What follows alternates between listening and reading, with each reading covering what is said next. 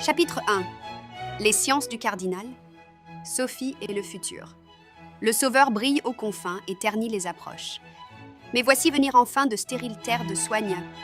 1000 ans ne suffisent guère, et par-delà les montagnes, entend la musique fière d'innocentes double croches. Ah, que de veines inutiles! Les choses sont top dans la classe. Que la croustillante chip souffre quand les 30 jaunissent alerteront les petits shirts.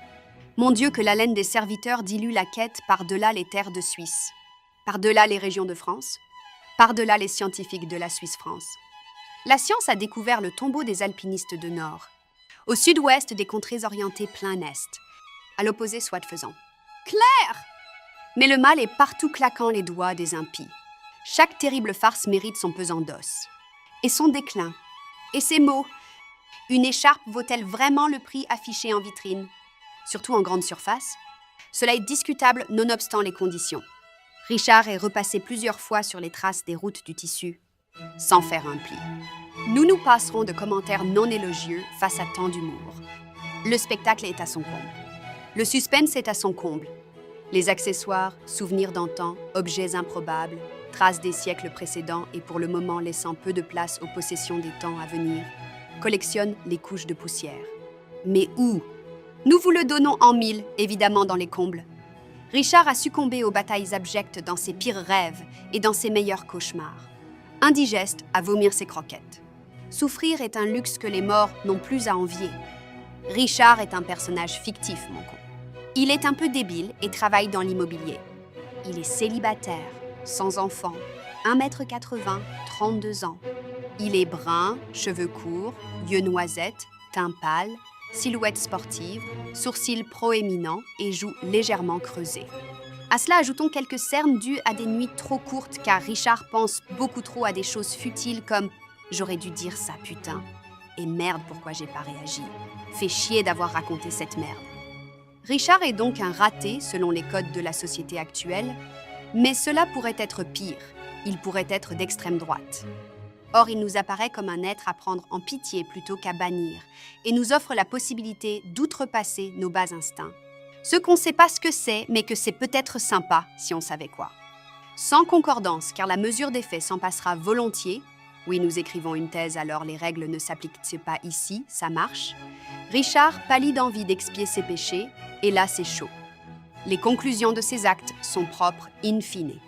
Néanmoins, il s'en est toujours sorti in extremis. Pour l'amour du désir interne et de tes souhaits ad vitam aeternam. Ce plat manque cruellement de sel.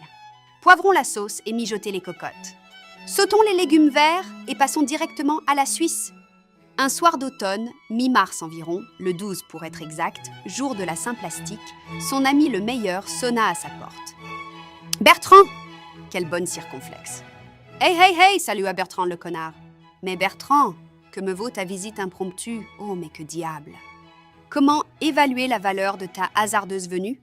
Chanta Richard. Une occasion telle que celle-ci est une aubaine dont l'opportunité est une chance. Lança Bertrand le connard sans perdre son sang-froid, ni son souffle, ni son flegme connu de tous. Bertrand, tu arrives ici telle une touffe de cheveux tondus sur le reste de soupe aux légumes qu'il me restait? Je ne t'en veux pas, mon vieil ami.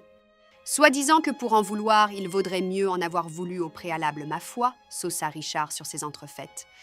Voyons, cessons l'amalgame du cécédille et prêtons main forte aux plus démunis du pays neutre. Ensemble, nous y arriverons toujours sous de bons auspices, tant que la pitié dévoile d'inacceptables et que la boisson nous enivre à foison. Tu dis n'importe quoi, Bertrand le connard. C'est abject et le sens de tes propos suscite rires et marmelades. C'est un double ongle en signe sisong en anglais signifie chant. Richard et Bertrand le connard se connaissent depuis 3 semaines. C'était important de souligner cette temporalité pour prendre en compte l'exagération évidente de Richard. Il amplifie tout grâce à son manque de recul. C'est souvent un inconvénient. Dans ce cas précis, tout le monde s'en fout royalement, mais cela me fait rajouter quelques lignes. Et sans en être ni fier, ni mécontent, ce genre de paragraphe pourrait durer jusqu'à la fin de ce chapitre, sans problème, sans obstacle, sans moyen. Ah! Il n'en sera rien, car un dialogue de la plus haute importance s'ensuivit, amenant le mystère et la résolution un peu bancale, fallait-il l'avouer, de cette affaire, arrivant pour résoudre le mystère de la plus haute importance. Glace? Proposa Richard. Oui, volontiers. Saupoudré de noix de Saint-Jacques? Proposa Richard. Oui, volontiers. C'est vraiment long pour connaître le but de ta venue, plaça Richard entre 2 cuillerées de glace saupoudrée de noix de Saint-Jacques. Ton langage est assez soutenu et c'est un peu relou vu qu'on est potes et quand même c'est super chiant à lire ça chez les super écrivains des temps modernes. Alors on arrête là les simagrées, proposa Bertrand le connard. Et quoi qu'on en dise, le meilleur ami de Richard à ce moment précis de sa vie misérable. Certes.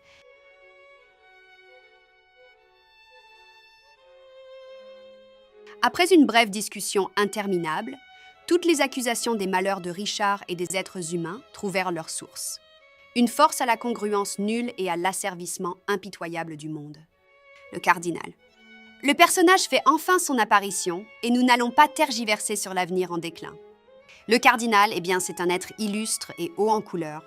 Du rouge bien rouge pour sa robe ample, sa cape et sa kippa, tel un juif, mais catholique un peu, et un peu de blanc sur les bords, comme un Père Noël. Sauf que là, c'est un cardinal. Bon, un cardinal juif Père Noël, quoi. Le cardinal connaissait tout, mais personne ne l'écoutait. Un peu comme Cassandre. Sauf que lui avait toujours faux et tort. D'ailleurs, c'est peut-être pour cela que tout le monde se moquait de lui. Et du coup, aucun rapport avec Cassandre, car elle n'y connaissait rien en science, s'y tient comme le cardinal. Mais elle était vouée à connaître l'avenir sans être crue. Le cardinal, lui, ne connaissait pas l'avenir, puisque ce n'est pas le sujet de toute façon. Par contre, il ne possédait aucune compétence. Et là, il est comparable à beaucoup de gens que je connais. Mais restons sur le cardinal, voulez-vous bien? Le cardinal pensait connaître les sciences, mais personne ne lui accordait de crédit. Oh putain, on revient sur le truc là, c'est bon? Alors pourquoi? Alors voilà, le cardinal est finalement un vrai scientifique et gère le département des placards du LHC côté suisse, forcément. Le LHC, c'est le Large Hadron Collisionnaire, un truc comme ça, et existe vraiment, bref, c'est un collisionneur de particules. On a découvert le boson de Higgs, qui donne justement la masse aux particules, et plein d'autres choses de fou, mais le monde s'en branle et préfère faire la guerre pour de la merde, et vendre des trucs nocifs, et employer des gens pour vendre des trucs nocifs en les stressant.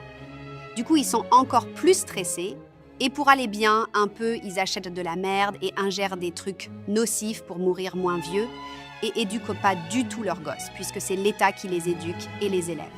Carrément les deux. Du coup, on va faire baisser l'âge moyen de mortalité, augmenter les charges de productivité et baisser le financement des retraites qui dureront moins longtemps, pour faire croire à ceux qui bossent qu'ils sont trop forts et donner un max aux autres qui font rien, en faisant croire à une société égalitaire la putain de ta race qu'elle monte de goût. Obligé de taper une transition. Alors le cardinal est à la tête du département du placard du LHC, et il a fait une découverte, ce débile. Oui, on est en 2368 quand même, il serait temps. Lui et son équipe de Suisse ont réussi à envoyer un message dans le passé et à mesurer les répercussions sur leur présent, ou pas. Une évidence, si tant est, que l'on sait que nous sommes sur la même ligne temporelle et non sur une autre, dont les effets seraient non mesurables. Sauf pour un cardinal qui aurait prévu de recevoir des informations imprévisibles provenant d'une autre temporalité créée dans le multivers. Alors oui, on entend tous parler de ça maintenant, alors que ça date pas d'hier et que je vous emmerde carrément. Bon! Le cardinal a envoyé une information claire dans le passé, en 1988, à Pontru, dans la chambre du fils de Bertrand le Connard, comme par de bien le hasard.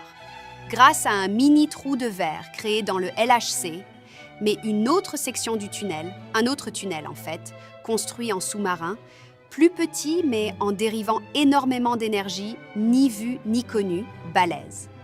Le fils de Bertrand le Connard qui jouait à Mario sur sa NES a vu apparaître sur son écran « Ancêtre, Richard, prise de contact pour test car cherche à joindre pour prévenir d'une catastrophe mondiale concernant Echakel, Oklokguya. Sophie, la fille de Bertrand, je ne sais pas pourquoi on parlait de son fils alors qu'il n'en avait pas, suit un peu les personnages « merde, il n'y en a pas tant que ça ». Courut voir son père pour lui dire ce qu'elle venait de voir sur l'écran, son tube cathodique, 36 cm et sa console 8 bits. Remarquez la différence incommensurable entre les deux puissances. Un peu comme l'Allemagne nazie et Pontru, contrée un peu moins dévastée en 14-18, quoique pas sûre qu'elle ait été connue et envahie, et ce, à n'importe quel pan de l'histoire de l'humanité. Ni une, ni deux, ni Box, Richard, ou Bertrand, c'est malin, je ne sais plus, alla voir son poteau Bertrand, ou Richard, agent immobilier pour rappel, ou le connard à propos. Il lui raconta toute l'histoire à la suite du dialogue digne d'un thriller à haute tension plus haut dans ce chapitre. Richard et Bertrand, cons et potes de 3 semaines en 1988, enchaînant des paires de pintes de malheur au bar de Pontru, n'eurent jamais de réponse à ce mystérieux message. Et pour cause, cet essai fructueux de l'équipe suisse du Cardinal n'eut pas de suite, car le trou de verre, créé à cet instant, fusionna avec un mini-trou noir, créé et stabilisé un étage plus haut dans le grand tunnel du LHC, et causa l'effondrement du système solaire, englobant un rayon Terre-Soleil vers un sombre avenir annihilé. La fin de l'humanité en 2368 ? Dans cette dimension. Mais que savons-nous de la suite ? La suite, c'est que les deux compères se sont pris une belle cuite et se sont bien marrés. Ils se sont racontés entre autres des blagues, des brèves de comptoir et autres calembours. Ils ont joué au 421 pariant sur la prochaine tournée, pissé derrière l'église en essayant de se faire pardonner on ne sait quoi, et se sont roulés sur la piste de pétanque sur laquelle le maire de la commune organisait un tournoi, un trou-noix, comme ils avaient tous l'habitude de dire et de rire comme des damnés, tous les 3e dimanches du mois. À Pontru, personne ne put prendre conscience de ces jeux de mots ô combien hilarants, comme un trou de verre lorsqu'il se vidait trop vite. Vous et moi comprenons tristement l'analogie. Et en parallèle tout cela, la pauvre Sophie a pris cher toute sa vie à cause de ces conneries. Personne ne l'a jamais cru, telle Cassandre finalement. Toute sa vie. Pontru a été le spectacle insaisissable de réactions en chaîne. Sophie avait 12 ans lorsqu'elle vit le message. Le message, oserons-nous déclamer. Prise de pitrerie glaciale, controversée par l'allégorie des listes de Schindler, son dessin se vit claquemuré par de sinistres opérations commanditées à travers le monde et le temps. Juste avant de sombrer dans le trou de verre noir, le cardinal eut le temps d'envoyer un message à travers l'espace-temps. Quel retournement de situation qui va sans nul doute amener un cliffhanger du tonnerre ou un final ridicule. Un cardinal, ailleurs, reçut un retour de message envoyé dans le passé à Sophie sur sa NES en 1988. Alors là, c'est grave bizarre. Dans cette ligne temporelle, Sophie est devenue physicienne quantique et ses découvertes liées à son expérience dont tout le monde se foutait ont abouti à la construction d'un collisionneur 10 fois plus grand et 100 fois plus puissant que le LHC. Construit en Arizona, aux States, dans les années 2030, son équipe a développé la capacité de manipuler les tachyons.